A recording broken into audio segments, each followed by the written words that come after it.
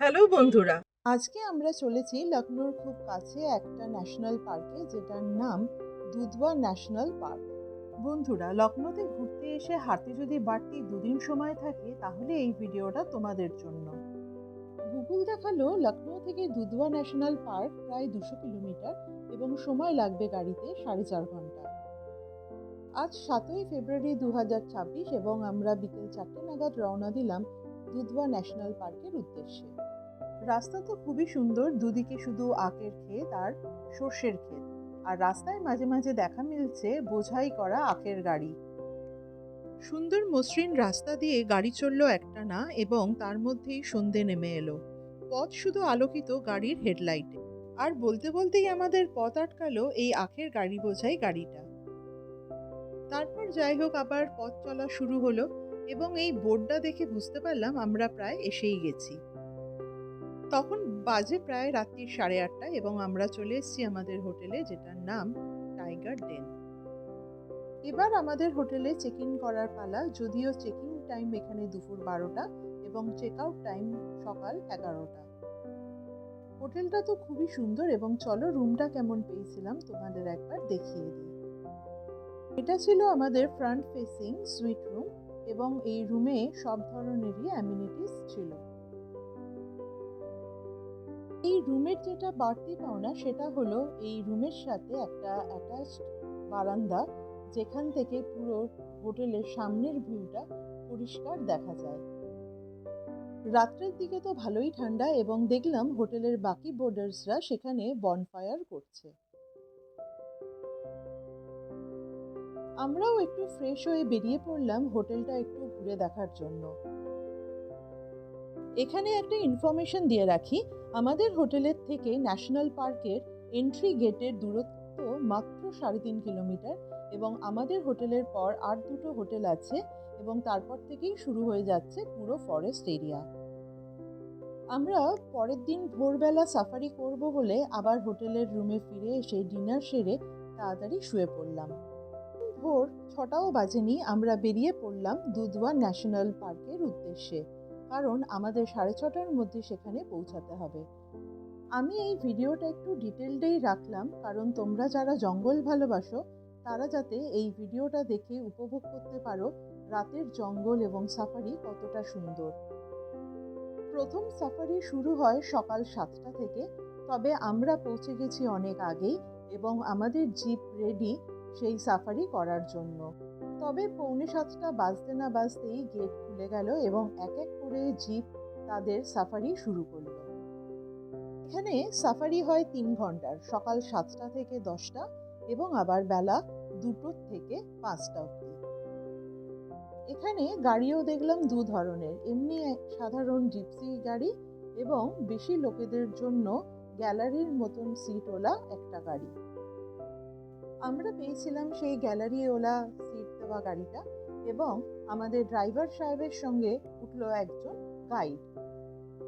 মাথার উপরে আলিঙ্গনরত গাছগুলো তখনও ভোরের আলোকে ভেদ করে আসতে দিচ্ছে না এবং আমাদের ড্রাইভার তখন জঙ্গলের এ রাস্তা সে রাস্তা ধরে বাঘের খোঁজ করতে লাগলো। বন্ধুরা দেখো, ফাঁকা জায়গাগুলো তখনও ঘন কুয়াশার চাদরের নিচে এবং আমাদের চোখ শুধু এদিক ওদিক ঘুরছে কোথাও যদি কিছু দেখতে পাই। নিস্তব্ধ বিশাল জঙ্গল এবং কুয়াশার ফাঁকে ফাঁকে দেখলাম কোথাও ওয়াচ টাওয়ার, কোথাও জলের জায়গা এবং আমাদের ড্রাইভার সেখানে একটু থামতে লাগলো যদি কোনো জীবজন্তুকে দেখতে পাওয়া যায়। জঙ্গলের মধ্যে প্রচুর রাস্তা এবং এত যে জিপ একসাথে ছাড়লো, তারা কিন্তু জঙ্গলে ঢুকে যাওয়ার পর এক একটা রাস্তায় তারা এক এক দিকে কিন্তু চলে গেছিল। আমাদের ড্রাইভার বলল এই জঙ্গলে যে বাঘটাকে সচরাচর দেখতে পাওয়া যায় তার নাম গব্বর, কিন্তু এই যে বাঘের সঙ্গে দেখা হলো একে কিন্তু রোজ দিন দেখতে পাওয়া যায় না। একে দেখতে পাওয়ার সাথে সাথেই ফরেস্ট ডিপার্টমেন্টের কাছে খবর চলে গেল এবং এর এরিয়াকে নির্দিষ্ট করার জন্য সেখান থেকে লোক এসে সবকিছু মার্কিং করতে লাগলো। আমরা খুব লাকি যে এই বাঘকে দেখেই আমাদের সাফারি শুরু হলো। এবার একটু বিরতি নেবার পালা। দেখলাম এরকম একটা ফাঁকা জায়গায় সমস্ত জিপগুলো এসে জড়ো হয়েছে এবং এই জায়গায় দেখলাম প্রচুর হাতিকে এরা এইরকম শেডেড জায়গায় রেখে তারা লালন পালন করছে।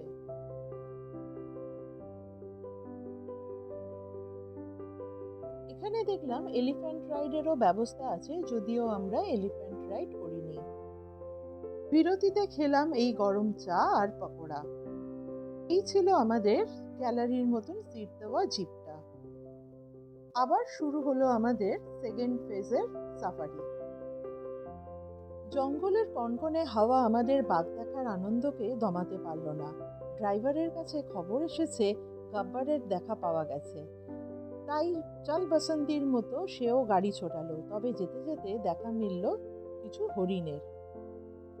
এই জঙ্গলে বাঘ তো আছেই, এবং তার সাথে সাথে আছে হরিণ, ভাল্লুক এবং নানা প্রজাতির পাখি।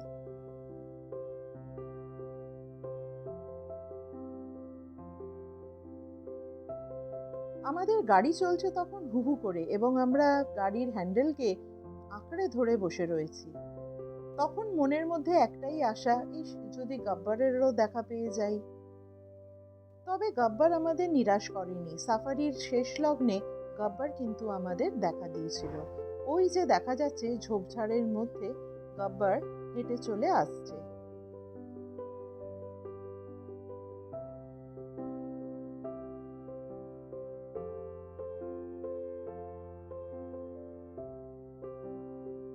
দুটো বাঘ দেখে মনটা তো খুবই খুশি, এবং আমরা চলে এলাম সাফারি পার্কের বাইরে।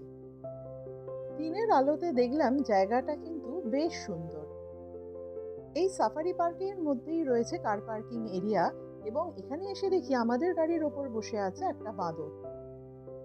যাই হোক, দেখলাম একটা সোভেনিয়ার্স শপও রয়েছে।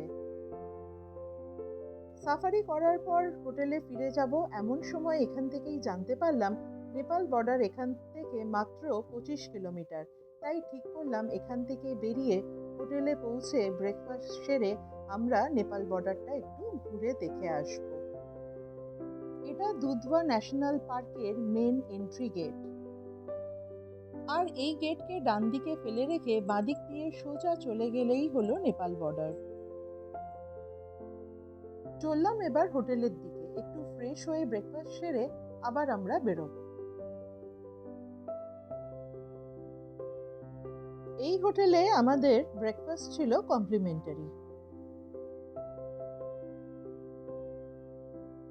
ব্রেকফাস্ট সেরে নিয়ে আবার বেরিয়ে পড়লাম, এবং গুগলে দেখালো রাস্তা হচ্ছে পুরো বনের মধ্যে দিয়ে, একদম স্ট্রেট। এই দেখো, একদম সিধে রাস্তা। তবে একটা কথা, যে কোনো বর্ডারে ঢোকার আগে বা পরে চেকিংয়ের জন্য সঙ্গে রাখতে হয় নিজেদের আইডেন্টিটি কার্ড, এবং যে গাড়ি করে যাওয়া হচ্ছে সেই গাড়ির অরিজিনাল সমস্ত ডকুমেন্টস। নেপালে ঢোকার আগে এবং পরে চেকিংয়ের জন্য সময় গেল পাক্কা 1.5 ঘন্টা। নেপালের বর্ডার পেরিয়ে 3 কিলোমিটার আসার পর আমরা এলাম একটা শপিং মলে, যেটার নাম ভাটভাটেনি।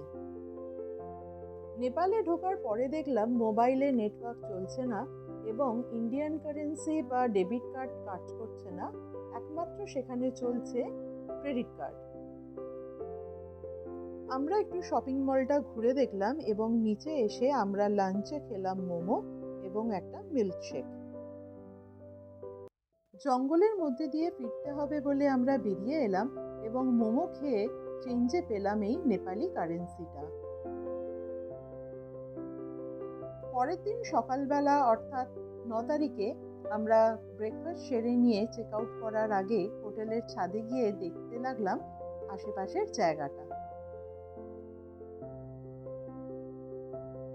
হোটেল চেক আউট করে আমরা বেরিয়ে এলাম, এবং রাস্তায় চোখে পড়ল এরকম আখ থেকে গুড় তৈরি হওয়ার কারখানা। সেখানে দাঁড়িয়ে আমরা কিছু ঢেলে গুড় কিনলাম।